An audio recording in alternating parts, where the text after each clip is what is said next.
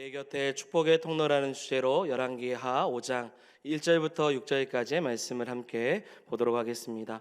라디오에서 들은 에피소드입니다. 어느 결혼식에 있었던 일인데요. 신랑과 신부 모두가 하나님을 믿기에 기독교식으로 결혼식이 진행이 되었습니다. 그때 사회자가 멀리 계셔서 오지 못하는 신부 측 축사자죠. 축사자의 전문을 받고 오시지 못하니까 전문을 받고 성경 구절과 축사 메시지를 대신 읽어 주었습니다. 이 전문의 내용을 다 읽고 마지막 메시지가 무엇이냐면 진심으로 결혼을 축복합니다라고 하고 가로 요한일서 4장 18절이라고 기록되어 있는 것을 읽어 주었습니다. 사회자는 그래도 기독교식이기 때문에 요한일서 4장 18절의 말씀을 읽어주기 위해서 급히 성경책을 찾아서 내용을 읽었습니다. 여러분, 원래 요한일서 4장 18절의 말씀은 사랑 안에 두려움이 없고 온전한 사랑이 두려움을 내쫓나니 두려움에는 형벌이 있음이라 두려워하는 자는 사랑 안에서 온전히 이루지 못하였느니라 라는 말씀입니다. 이 말씀은 진심으로 이제 과거에 대한 두려움을 버리고 있고 이제 새로운 만난 남편이죠. 신부 측 축사자니까요. 남편과 사랑을 온전히 이루는 가정을 만들라 이라는 뜻으로 이 말씀 구절을 준 것입니다. 그런데 사회자가 요한일서 4장 18절의 말씀을 찾아야 되는데 잘못 말씀을 찾은 겁니다. 요한일서의 이를 빼놓고 요한복음 4장 18절의 말씀을 찾은 거예요. 그리고 읽습니다. 말씀이 이렇습니다. 너에게 남편 5이 있었고 지금 있는 자도 내 남편이 아니니 내 말이 참되도다. 네, 잘못 찾으면 안 되죠. 신부 측인데요. 너에겐 남편이 5이 있고 지금 있는 남편도 아니다. 이런 얘기입니다. 잘 아는 말씀인데 사마리아 땅 수가성 우물가에서 만난 여인, 그 여인을 향한 예수님이 하신 말씀이죠. 문자 그대로 이야기한다면 여인은 남편을 5이나 바꾸면서 행복을 찾았습니다. 근데 거기서 진정한 행복을 얻지 못해요. 그래서 이 여인은 행복을 찾아 오늘도 이 남자, 내일은 저 남자 발걸음을 옮겨갔지만 그 누구도 그 무엇도 그 여인의 마음에 행복을 줄 수 없었다라는 말씀입니다. 여러분 행복하십니까? 주 안에서 여러분 행복하시기를 바랍니다. 우리가 세상을 살면서 이 행복을 찾기 위해 살아가고 있음을 생각해 보는 에피소드라고 생각이 들어요.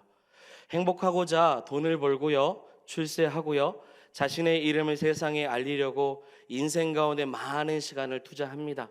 그래서 젊었을 때, 건강할 때는 행복을 얻기 위해서 돈을 쫓고요, 출세를 하기 위해서 인정받으려고 부단히 노력을 합니다. 그러다가 나이가 들면 이제 또 행복을 찾습니다. 그래서 행복을 얻고자 건강을 쫓고 살아갑니다. 여러분, 인간에게는 3가지 놀라운 점이 있어요. 첫째는 어린 시절에는 서둘러서 어른이 되고 싶어 합니다. 그런데 막상 어른이 되면 젊었으면 좋겠다는 생각을 가져요. 다시 어린 시절로 돌아가고 싶은 갈망이 있는 거예요. 2번째는 돈을 벌기 위해서 건강을 다 잃어버리고요, 나중에 건강을 다시 되찾기 위해서 돈을 잃어버린다는 거예요. 3번째는 결코 죽지 않을 것처럼 인생을 살다가 결코 살아본 적 없는 사람처럼 인생이 뭔지 모르는 것처럼 막바지 되면 무기력하게 무의미하게 죽음을 맞이한다는 거예요. 저는 정말 그런 것 같다고 생각이 듭니다. 사람들은 돈을 벌기 위해 건강을 잃습니다. 그리고 나중에 잃어버린 건강을 되찾기 위해서 다시 돈을 잃어버려요. 행복을 찾기 위한 것입니다. 나이가 들면 들수록 건강이 중요하다고 말해서 모든 걸 다 잃어도 건강은 있어야지라는 마음이 있을 거라고 생각이 됩니다. 제가 그래서 신방을 가서 개인 기도 제목 여쭤보면요, 항상 얘기가 뭐냐면 가족 건강, 그리고 본인 건강을 항상 얘기를 합니다. 그만큼 행복을 찾기 위해 내게 필요한 그 한 가지가 있다면 그것은 건강이라는 거죠. 건강을 잃으면 부와 출세와 성공은 아무런 의미가 없어요. 자, 이제 그걸 잘 보여주는 사람이 오늘 본문에 등장하고 있습니다. 그의 이름은 나아만입니다. 그에게는 한 가지의 문제가 있어요. 그리고 이 문제 때문에 행복을 찾기 위해서 달려가기 시작을 합니다. 오늘 이 말씀에 이 문제를 어떻게 해결해 나가고 있는지 함께 말씀을 통해서 우리가 나아가기를 원합니다. 자, 이제 말씀 속으로 한번 들어가 보죠. 첫 번째, 나아만은 누구인가? 우리 1절 말씀을 함께 읽어보도록 하겠습니다. 읽겠습니다. 크고 존귀한 자니 아람을 구원하게 하셨습니다. 아멘. 첫 번째, 그는 아람 왕의 뭐예요? 군대 장관입니다. 여러분, 나아만이라는 이름은요, 즐거움이라는 뜻입니다. 주전 900년경에 아람 나라, 곧 이제 시리아 땅입니다. 그곳에 군대 장관이었어요.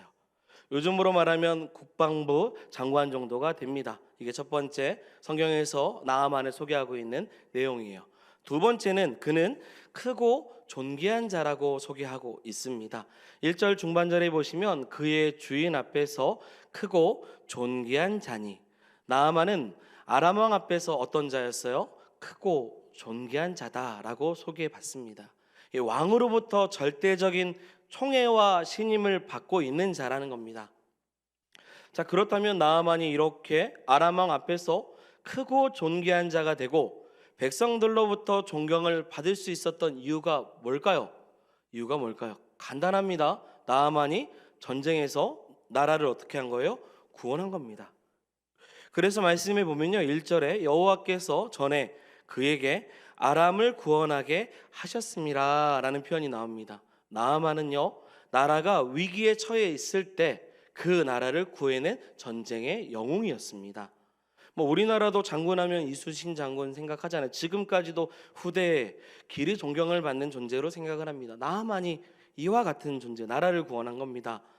그런데요, 성경은요, 그가 전쟁에서 아람이라는 나라가, 그러니까 아람이라는 나라를 구원해낸 것이 그의 힘이 아니라 역사적인 사건 속에서 이걸 누가 하셨냐면 하나님께서 하셨다라고 성경은 정확하게 기록하고 있습니다. 여러분, 분명히 나아만은 이스라엘 사람이 아닙니다. 여호와께서 어찌 보면 하나님과 전혀 상관없는 이방인이에요. 그럼에도 불구하고 하나님은 그에게 은혜를 베푸시고 전쟁에서 승리하게 하셔서 시리아 곧 아람을 구원하셨다라는 겁니다. 이것을 보면요, 여러분, 나아만은 하나님과 전혀 상관없는 이방인이었지만 그의 인생에 하나님의 섭리와 경륜이 있었다라는 것을 알 수 있습니다. 여러분, 우리는 많은 경우 어떤 생각을 하냐면 내가 예수를 믿고 하나님의 자녀가 된 이후에 하나님께서 내 인생 가운데 개입하시고 나와 동행하셨다라고 생각을 합니다. 그러나 나아만의 경우를 볼 때 그렇지 않아요. 여러분, 우리가 예수 믿기 전에 하나님이, 사랑하는 여러분, 우리의 이름을 아셨습니다. 우리의 삶 가운데 개입하셨어요. 우리가 그만큼 특별한 존재인 거죠. 나아만이란 사람의 인생 가운데 아직 하나님을 믿지도 않고 알지도 못하는데 하나님이 그 인생에 개입하듯 우리가 예수 믿기 전에 하나님께서 우리의 삶 가운데 함께 하셨고 마침내 우리를 통해서 예수를 주로 고백할 수밖에 없는 상황을 주님께서 만들어 주셨다라는 거예요. 사랑하는 여러분, 우리는 그만큼 특별한 사람입니다. 귀한 사람들이에요. 그렇기 때문에 오늘 하나님을 믿는 그 믿음의 자리, 이 자리까지 하나님께서 우리를 불러주신 것이죠. 어찌되었든 이 나아만은요, 위기에 처한 나라를 구해낸 전쟁의 영웅이었습니다. 세 번째, 그는 누구인가? 그는 부요한 자라고 소개하고 있습니다. 이 나아만은 자신의 치명적인 문제를 놓고 엘리사를 만나러 갈 때 엄청난 예물을 가지고 떠납니다. 우리 5절 말씀 한번 읽어보도록 하겠습니다. 같이 읽겠습니다.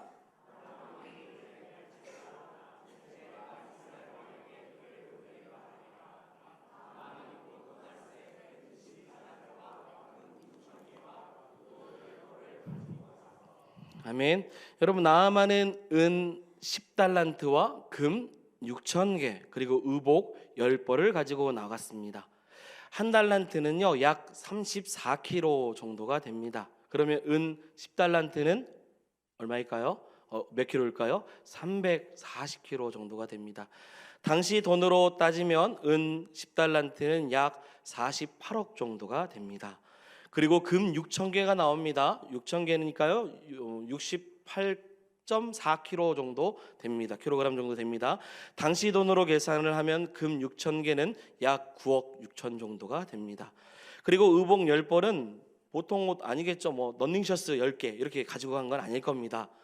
당대 최고 디자이너가 최고의 옷감을 가지고 금과 은과 많은 장식을 통해서 귀족들이나 입을 만한 것들, 최고의 품질의 옷을 가지고 갔어요. 여러분, 이것을 보면요, 나아만은 권력만 가지고 있는 것이 아니라 어마어마한 재물마저도 가지고 있었던 부유한 자입니다. 나아만은 그야말로 셀럽입니다. 유명 인사예요. 돈도 있고 명예도 있고 출세한 사람이죠. 자, 이게 지금 성경에서 나아만이라는 사람을 소개하는 내용이에요. 그런데요, 네 번째 하나 더 소개를 하고 있어요. 1절만 지금 보고 있는데요, 네 번째 그는 뭐냐면 그는 큰 용사이나 나병 환자더라라고 말해요. 뭐라고요? 큰 용사이나 나병 환자더라. 그는 한센병자였습니다. 나병 환자죠. 어느 날 그의 피부에는 하얀 반점이 생기기 시작했습니다. 그리고 피부가 썩어가기 시작하죠. 온몸에 고름이 흘러내리기 시작합니다. 이로 인해서 본인뿐만 아니라 온 집안의 식구들이 큰 고민과 낙심 가운데 빠질 수밖에 없었습니다. 특별히 아내는 이 일로 인해서 오늘날로 말하면 우울증이라고 말하는 큰 고통 가운데 남편의 문제가 나의 문제처럼 고민하고 있는 것을 성경에서 볼 수 있습니다. 당시 한센병은요, 치료가 불가능한 그런 병입니다. 그런 한센병은 아주 저주스럽고요, 수치스러운 병으로 알려져 있습니다. 누구든지 이 병에 걸리면 가족들과 사이로부터 어떻게 되면 격리됩니다. 함께 지낼 수 없어요. 히브리 사람들에게는요, 이 병은 그러니까 하나님께서 내린 형벌이라고 생각을 했어요. 이 병에 걸리면 무조건 마을에서 떠나야 되고 외딴 곳에서 따로 살아야 했습니다. 레위기 말씀에 생각해 보면 옷을 찢어야 되고요, 내가 나병 환자라는 것을 사람들이 가까이 오지 못하도록 나는 부정한 사람이요 라고 말을 해야 되는 그런 사람입니다. 만일 이 나병 환자가 다른 사람과 접촉을 하게 되면, 외치지 않고 가까이에서 접촉하게 되면 나병 환자는 돌에 맞아 죽게 됩니다. 지금 나아만이라는 장군이요, 이와 같이 저주스러운 나병에 걸린 것입니다. 사랑하는 여러분, 나아만은요, 당시의 부와 권력과 명예 모든 것을 두루 다 가진 사람입니다. 그러나 그는 나병 환자예요. 그러나 그는 나병 환자라는 겁니다. 성경을 보면요, 그는 큰 용사이나 큰 용사였지만, 영어 성경에 보면요, 큰 용사입니다. 그러나 그는 나병 환자입니다. 완벽한 것 같으나 직장도 문제 없고 경제적인 문제도 없고 자녀도 원하는 대학을 다 가서 다 좋은 것 같으나 마치 한 가지 문제가 있는 것처럼 말합니다. 여러분, 다 완벽한 것 같으나 그 한 가지 문제가 생기면 다 어렵습니다.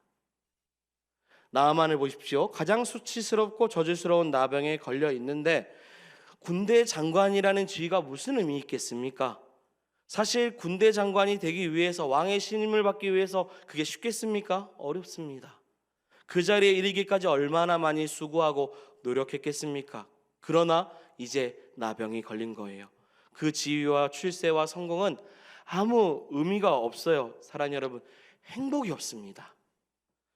여러분, 우리에게도요, 큰 용사이나 그렇지만 그러나라는 우리 인생의 문제가 또 있을 수도 있습니다. 내가 해결하지 못하는 한 가지 문제, 반드시 해결해야 되는 그러나와 같은 문제, 내 힘으로 도저히 안 되는, 나는 다 가지고 있지만 그러나 도저히 해결하지 못하는 그 한 가지의 문제가, 사랑하는 여러분, 우리 인생 가운데 살아갈 때 반드시 하나씩 있을 수밖에 없습니다. 어떤 이는요, 건강 때문에요, 어떤 이는 자녀 때문에, 물질 때문에, 그 무엇인가로 인해서, 그러나 나는 이 그러나의 어떤 문제 하나로 행복하지 못하고 있는 삶을 살아갈 수도 있다라는 거예요. 사랑하는 여러분, 이 그러나를 해결하는 나아만을 향한 하나님의 섭리가 우리 가운데 있기를 소망합니다. 그럴 때 고침을 받는 기적의 주인공이 돼요. 지금 나아만은 그 문제 앞에 서 있습니다. 그리고 이 문제를 가지고 주 앞에 나아갑니다. 자, 그렇다면 그는 어떤 과정을 통해서 이 문제가 해결을 받고 또 어떻게 해결해 나가는지를 함께 보길 원합니다. 여러분, 나아만이 고침을 받고 하나님을 만나는 일에 결정적으로 영향을 끼쳤던 사람들이 있습니다. 아니, 어찌 보면 어떤 문제라고 말하기보단 나아만이라는 인생에 축복을 받을 수 있도록 축복의 통로로 쓰임 받은 사람들이 오늘 성경에 기록되어 있어요. 저는 오늘 그 사람들을 주목하고자 합니다.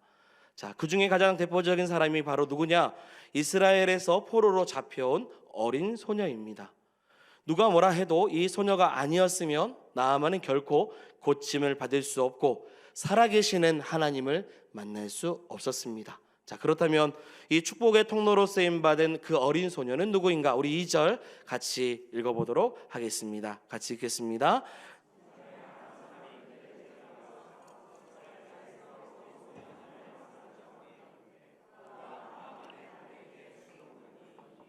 아멘. 이 어린 소녀는 누구입니까? 전쟁 중에 포로로 잡혀가서 나아만 집에 수종을 들고 나아만의 가정에서 굳은 일을 도맡아 종살이를 하고 있는 그런 여인이, 그런 소녀라고 소개하고 있습니다. 생각해 보면 가련하죠. 불쌍합니다. 그런데 하나님께서 그를 사용하셨어요. 3절 보시면 그의 여주인에게 이르되 우리 주인이 사마리아에 계신 선지자 앞에 계셨으면 좋겠나이다. 그가 그 나병을 고치리이다 하는지라. 아멘. 어느 날 이 어린 소녀가 나아만 장군의 부인에게요, 근심하고 있는 이 부인에게 사마리아에 있는 엘리사 선지자를 소개하는 거예요. 사마리아의 선지자가 한 사람이 있는데 우리 주인 나아만이 그 사람을 좀 만났으면 좋겠네요 라고 말하고 있는 겁니다. 그러면 뭐가 나아요? 나병이 나을 수 있다라고 말을 합니다. 여러분, 잘 보면요, 아무도 해답을 찾지 못하여 안타까워하고 있는 상황입니다. 안타까워서 발만 동동 구르고 있는데요, 이스라엘의 그것도 어린 소녀가 해답을 얘기하고 있어요. 우리 주인이 하나님이 세우신 선지자가 있는데 이 선지자를 통해서 하나님의 능력으로 고침을 받을 수 있다라는 해답을 제시하고 있는 겁니다. 이 사실을 자기가 섬기는 주인에게 이야기하고 있어요. 여러분, 이 소식을 듣는 나아만이나 그 여인은요, 이 소식 자체가 뭘까요? 복음입니다. 이보다 더 기쁜 소식이 없어요. 나아만은 이 소녀로부터 들은 이 기쁜 소식을요, 왕에게 보고까지 합니다. 그리고 나서 왕이 써준 편지와 자신의 예물을 가지고 사마리아 땅으로 들어갑니다. 여러분, 만일 나아만이 이 어린 소녀를 만나지 못했다면 여러분 어떻게 되었을까요? 아니면 자기 집에 있는 어린 소녀가 해답을 알고 있음에도 불구하고요, 이 기쁜 소식을 전하지 않으면 어떻게 되었을까요? 나아만은요, 나병 환자로 세상으로부터 격리당하고 괴롭고 비참한 인생을 맞이하면서 마무리를 했을 것입니다. 자, 여러분, 하나님은요, 아브라함만 복의 근원, 복이 될지어다라고 부르시지 않으셨습니다. 우리 모두를 복의 근원, 복이 될지어다 부르시는 분이 우리 하나님이신 줄 믿습니다. 그렇기 때문에 우리는 복된 삶을 살아가야 돼요. 복이 될지어다라는 말이 무슨 말입니까? 축복의 통로가 된다라는 거예요. 축복의 통로가 된다는 것은 나로 인해 다른 사람이 복을 받는 것을 말하는 겁니다. 예를 들어서 나로 인해서 예수를 믿게 되고요, 나로 인해서 어떤 사람이 고침을 받기도 하고요, 나로 인해서 위로와 평안을 얻어요, 나로 인해서 화목을 얻고 나로 인해서 자유를 얻습니다. 여러분, 이게 축복의 삶이죠. 자, 여러분은 축복의 통로로 살아가고 계십니까? 많은 분들은요, 자신이 가진 것이 없다고, 배운 것이 없다고, 내놓으라 하는 직위 없다고, 축복의 통로로 쓰임받지 못한다고 생각을 합니다. 그런데 정말 그럴까요? 오늘 말씀에 보면요, 이 축복의 통로로 쓰임받은 이 어린 소녀를 여러분 주목하길 바랍니다. 이 어린 소녀는 포로로 잡혀왔어요. 남의 집에 종살이를 하고 있습니다. 가련합니다. 불쌍합니다. 가진 것 없어요. 배운 것도 없습니다. 그야말로 볼품없는 소녀입니다. 특별한 은사 있습니까? 능력 있습니까? 없습니다. 하지만 사랑하는 여러분, 이 어린 소녀가 축복의 통로가 돼요. 멋지게 쓰임 받습니다. 여러분, 복음을 가지고 있는, 해답을 가지고 있는 이 어린 소녀와 같은 삶을 살아가기를 소망합니다. 우리에게 복음이 있어요. 우리에게 하나님이 주시는 복이 있습니다.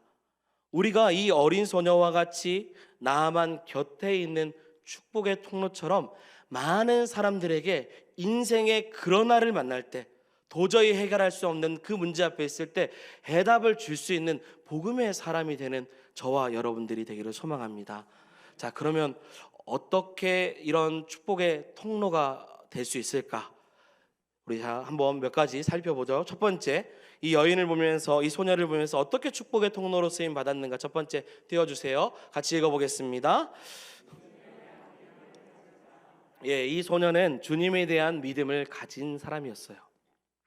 이 어린 소녀가 축복의 통로로 쓰임 받을 수 있었던 것은 하나님을 향한 온전한 믿음을 가졌기 때문입니다. 이 소녀는 사마리아에서 하나님의 사람 엘리사가 있다는 것을 알았어요. 그리고 하나님의 사람을 찾아가면 하나님께서 반드시 자신의 주인을 고쳐주실 것이라는 확신이 있었어요. 그래서 말했어요. 우리 주인을 사마리아에 있는 우리 하나님의 선지자에게 보여주면 좋겠습니다. 그러면 나병이 나을 거라고 생각이 들어요. 믿음이 있었습니다. 그래서 주인에게 기쁜 소식을 전했어요. 여러분 생각해 보세요. 만약 주인에게요, 이 기쁨의 소식을 전할 수 있는데 만약 전해서 주인이 진짜로 그대로 선지자를 만났어요. 근데 고침받지 못하고 돌아오면 이 소녀는 어떻게 될까요? 이미 왕에게까지 나하만 장군이 말했기에 나는 책임 없어요 라고 소녀가 회피할 수 있는 상황도 아닐 겁니다. 잘못하면요, 자신의 목숨이 없는 상황이 올 수도 있어요. 그런데 이 소녀에게는요, 뭐가 있었냐면 하나님께서 고쳐주실 것이라는 믿음이 있었습니다. 그렇습니다. 여러분, 축복의 통로로 쓰임받고자 한다면 사랑하는 여러분, 믿음이 있어야 됩니다. 우리 주님께서 반드시 나와 함께 하셨고 내가 그러한 믿음으로 경험했던 것을 인생의 그러나 도저히 답이 없는 인생들에게 하나님 앞에 나아가면 반드시 고쳐주시고 회복시켜 주실 것이라는 그 믿음을 갖는 성도가 돼야 된다는 것입니다. 그럴 때요, 하나님께서 그 확신과 믿음을 통해서 일하시고 역사해 주실 줄 믿습니다. 이게 첫 번째, 이러한 축복의 통로가 되는 저와 여러분들이 돼야 됩니다. 두 번째는요, 띄워주시고요, 같이 읽어보겠습니다. 성실한 삶의 자세를 가진 자. 성실한 삶의 자세를 가진 자, 윤리적인 이야기가 아닙니다. 여러분, 어린 소녀는 이 적국의 나라에 포로로 잡혀와서 종살이를 하고 있습니다. 그런데 자신에게 주어진 일에 최선을 다하는 사람으로 이해가 돼요. 생각해 보세요. 이 어린 소녀가 평소에 요령을 피웠거나 거짓을 행했거나 혹은 자신에게 주어진 일에 최선을 다하지 않고 있다면 주인이 한낱 아주 작은 자기 집에서 일하는, 표현이 그렇습니다, 계집종이라고 표현한다면 그 어린 종의 말을 쉽게 믿겠습니까? 만약 평상시에 이 어린 소녀가 자신이 정말 재수가 없어서 포로로 끌려와서 이렇게 내가 고생을 한다고 자신의 인생에 비관하고 주인에 대한 증오심을 품고 빈둥빈둥 요령 피면서 생활한다면 주인이 그 소녀의 말을 신뢰하겠습니까? 성실하기 때문에 가능한 겁니다. 하나님이 주시는 인생은 사랑하는 여러분, 항상 성실해야 됩니다. 성실한 성도가 되기를 소망합니다. 가장 무서운 것은요, 열정이 식는 거고요, 가장 무서운 것은 익숙함 때문에 나태해지는 겁니다. 나이가 들고 할 일이 없다고 내게 주신 시간을 헛되게 보내면 젊은 날에 믿음으로 살았던 모든 삶은 죄송합니다, 물거품처럼 사라져 보입니다. 내게 주신 삶을 어떻게 사느냐, 마지막까지 주 앞에 어떻게 서느냐에 따라서 그 인생은 하나님께 마지막까지 쓰임받는 하나님의 사람이 될 줄 믿습니다. 이게 하나님의 섭리 안에 살아가는 사람의 모습이에요. 주인은요, 포로로 잡혀온 이스라엘의 어린 소녀의 말을 믿었어요. 이 말은 그가 어떤 삶을 살았는지를 다 대변하는 겁니다. 성경을 보면요, 축복의 통로로 쓰임 받은 사람들은요, 한결같이 성실합니다. 한결같이 신뢰를 받아요. 누가 있습니까? 창세기에 보면 요셉이 그랬죠. 다니엘서의 다니엘도 그랬습니다. 제 친구도 그랬어요. 믿음의 사람은요, 삶을 대하는 태도가 달라야 돼요. 우리에게 주어진 모든 인생은 다 하나님의 것입니다. 하나님의 시간, 그 섭리 아래 살아가는 저와 여러분들이 되기를 소망합니다. 그러면 이렇게 축복의 통로로 쓰임 받아요. 그러면 다시 한번 우리 삶으로 돌아보십시오. 나는 성실한 삶을 살아가고 있는가? 내게 주어진 이 많은 시간들을 통해 내가 축복의 통로가 될 수 있는 과정을 만들어가고 있는가를 돌아보시는 저와 여러분들이 되기를 소망합니다. 하나만 더 살펴볼까요? 오늘 말씀에 보면 읽지는 않았지만 나아만의 인생에 축복의 통로로 쓰임받은 또 다른 사람들이 등장을 합니다. 본문 5장 13절 말씀이에요. 같이 읽어보겠습니다. 그의 종들이 선지자가 당신에게 큰 일을 행하리라 하물며 당신에게 이르기를 씻어 깨끗하게 하라 함이니까 하니 아멘. 누가 등장을 하죠? 예, 종들입니다. 부하라고도 말할 수 있어요. 나아만이 많은 예물을 가지고 군사를 거느리고 엘리사를 찾아왔습니다. 그런데 나와요, 안 나와요? 엘리사가요? 안 나와요. 사관을 내보냅니다. 그리고 나서 뭐라고 해요? 요단강에 가서 몸을 몇 번이요? 7번 씻으라고 하죠. 그게 말만 전합니다. 기분이 나빴어요. 군대 장관 정도 되는데, 그리고 지금 어찌 보면 왕의 그 편지를 들고까지 왔는데 어찌 이렇게 나를 할 수 있는 가? 요단강? 그거보다 훨씬 크고 좋은 강이 우리나라에도 있다고, 내가 이것을 쓰려고 여기까지 왔냐고 마음이 상해져. 죽이지 않는 것만 해도 대단합니다. 돌아갑니다. 돌아가려고 해요. 그때요, 나아만 장군의 부하들이 돌아가지 말고요, 요단강에 들어가서 몸을 씻으라고 간곡히 부탁을 해요. 종들이 말해요. 장군님, 선지자가 이보다 더한 일을 하라고 해도 안 할 겁니까? 라고 해요. 매일 하라는 것도 아니고 다만 몸이나 씻으라고 하는데, 그거 깨끗해진다고 하는데 그거 하나 못 하겠습니까? 라고 옆에서 뭘 해요? 직언하고 있습니다. 당장이라도 순종하고 자존심 버리고 이거 따라야 되는 거 아닙니까? 라고 말하는 겁니다. 사실 여러분, 부하 입장에서는 자기 상관에게 이런 말을 한다는 거 쉽지 않습니다. 그리고요, 지금 상황을 보십시오. 기분이 이미 상했어요. 마음이 상했고 화가 난데 돌아가려고 하는데 과연 누가 이렇게 쉽게 증언할 수 있겠습니까? 그런데요, 나아만의 부하들은요, 자기 주인을 사랑하는 마음으로 과감히 이 말을 하고 있습니다. 사랑하는 여러분, 탁월한 은사와 능력이 있는 사람만 축복의 통로로 쓰임받는 것이 아닙니다. 배우지 못하고 가난하고 신분이 낮아도요, 얼마든지 축복의 통로로 쓰임받을 수 있습니다. 인생에 해결하지 못하는 문제 앞에 있을 때, 그 문제로 괴로워하고 있을 때 나아만이 했던 것은 그냥 하나님께 나아갔던 것뿐입니다. 이 소녀의 말을 듣고요. 하지만 단지 나아가기만 하면 안 되죠. 저는요, 이 어린 소녀든 혹은 종이든 부하든 나아만에게서 이 사람들은 어떤 존재냐면요, 저는 이렇게 표현하고 싶어요. 교회 공동체를 생각하면 동역자예요. 동역하는 거죠. 그와 함께하는 공동체와 같습니다.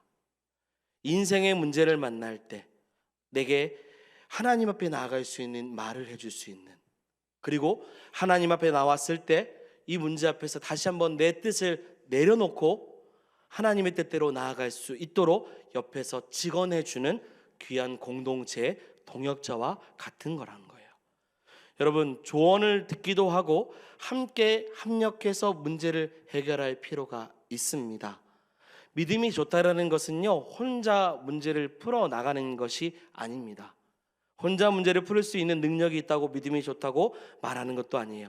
성경은요, 이 동역자에 대한 부분을 놓치지 않고 수없이 강조하고 이야기를 합니다. 나만 혼자 결정대로, 자기 뜻대로, 성격대로, 내 마음대로 했다면 그는 구원 못 받습니다. 그는 나음을 얻지 못해요. 그러나 그 곁에 동역해 주는, 함께 있는 사람들이 축복의 통로로 내 곁에, 나만 곁에 있었기 때문에 그 모든 문제를 해결받을 수 있는 귀한 은혜를 얻은 것입니다. 사랑하는 여러분, 오늘 설교의 주제가 뭡니까? 내 곁에 축복의 통로예요. 여러분, 결론입니다. 인생에 해결하지 못하는 문제 하나 우리에게 있습니다. 우리를 행복하게 못하는 것과 같은 육신에 속할 때 어려운 문제는 누구나 있어요. 완벽하지 않아요. 하지만 이 문제 앞에서 여전히 하나님의 섭리를 기대하시기를 소망합니다. 그리고 하나님께 나아가요.